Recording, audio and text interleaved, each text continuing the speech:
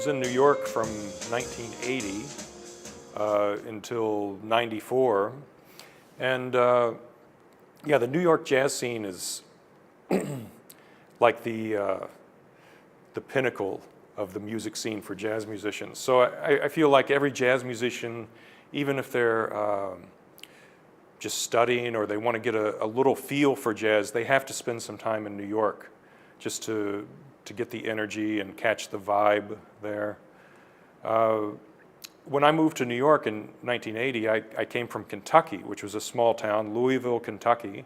Also a great jazz scene, but there were only a few musicians there. So as a bass player in Kentucky, I got to play all the time because I was one of 2 or 3 bass players.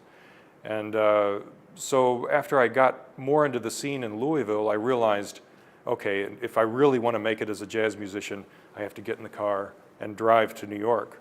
So that's, what, 1,500 miles, a couple of thousand kilometers, just from Louisville to New York. And I went there and moved in with some friends and slept on the floor of their apartment for a couple of years. And the great thing about New York is that there are thousands of very good jazz musicians, and they're all congregated in one small area. So if you go out at night in New York, you might see one of the great jazz legends, Ron Carter or Dave Holland, or somebody playing at a jazz club, and you might see some young players coming up.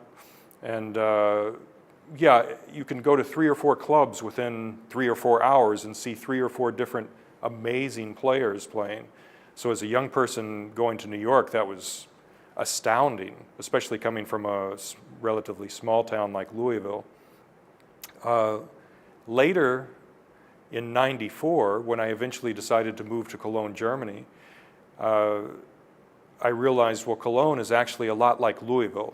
It's a city of about 1 million people. It lies on a famous river. In Louisville, it's the Ohio River. In Cologne, it's the Rhine River. They both have Ford plants. And they both have a UPS terminal. So when I got to Cologne, I started seeing certain similarities. And also the people in Cologne I find are very, very nice. Of all the cities I've been to in Germany, I still would say I'd like to live in Cologne. It's a wonderful place to live, and I like the way people treat musicians here in Europe and especially in Cologne.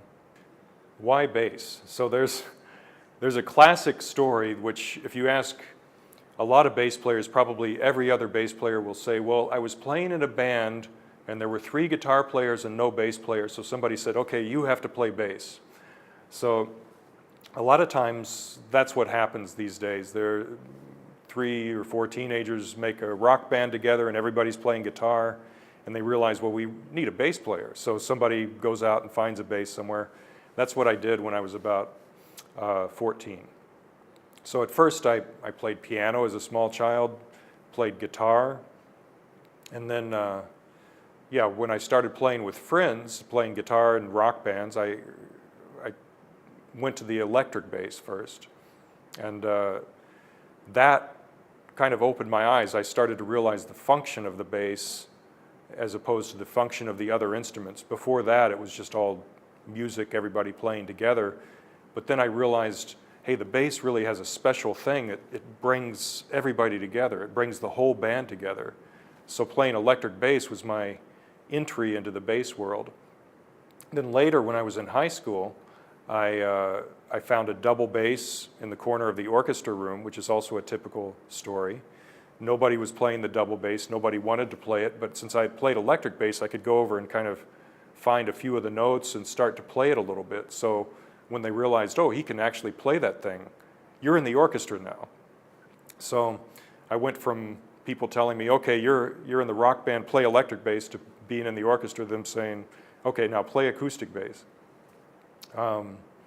Then I was fortunate enough to have lessons with the principal bassist of the Louisville Orchestra, Dan Spurlock, and that brought me into real bass technique and how much you had to practice to learn to play the bass.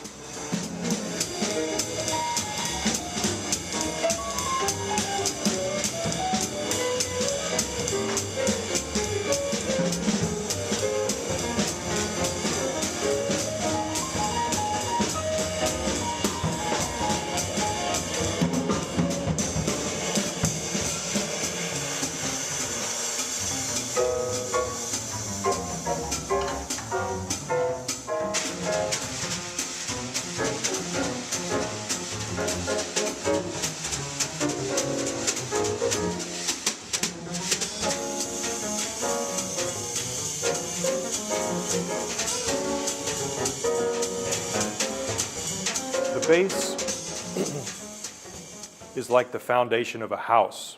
So when you walk into a beautiful house drawn by a wonderful architect, the first thing you say is, what a beautiful house. Usually you don't say, this is a great foundation. But most people wouldn't say that. But the bass is like the foundation. So everything that happens musically on stage with the big band or with a trio starts with the bass. And many people forget that because they take it for granted. They expect the bass to be there. But the bass has so much power and control over the ensemble. I can push the ensemble more. I can have the ensemble sit a little more.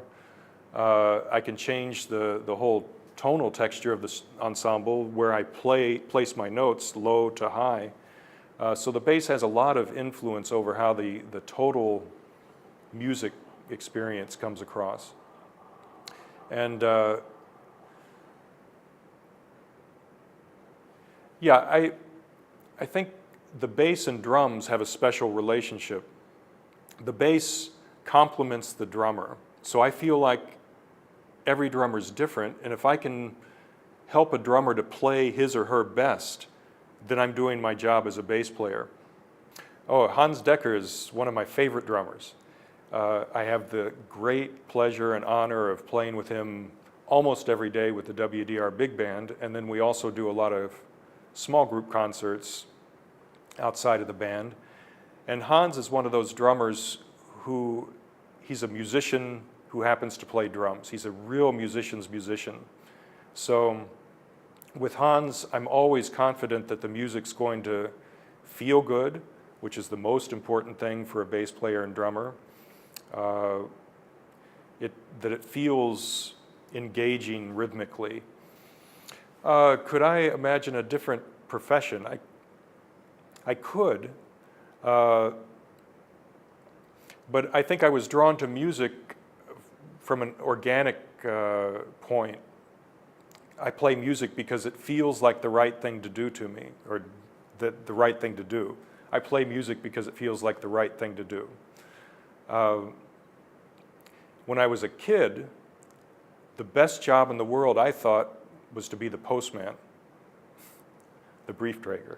So I would always see this guy coming. He would be outside wearing shorts. He'd be carrying a bag. He'd put a couple of letters in the mailbox, and then he'd walk off. And as a kid, I thought, boy, that would be a great job.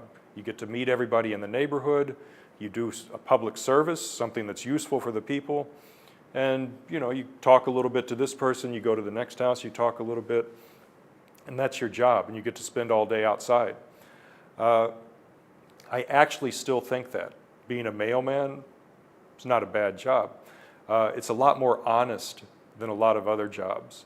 I think in this day and age, a lot of people are trying to just find out a way to make money or get over, which I can understand that. Money's important. You have to find something to do to make money, to make a living. But I feel like a lot of people don't follow their hearts and say, this is what I think I should be doing. And that's what I did when I took up the bass.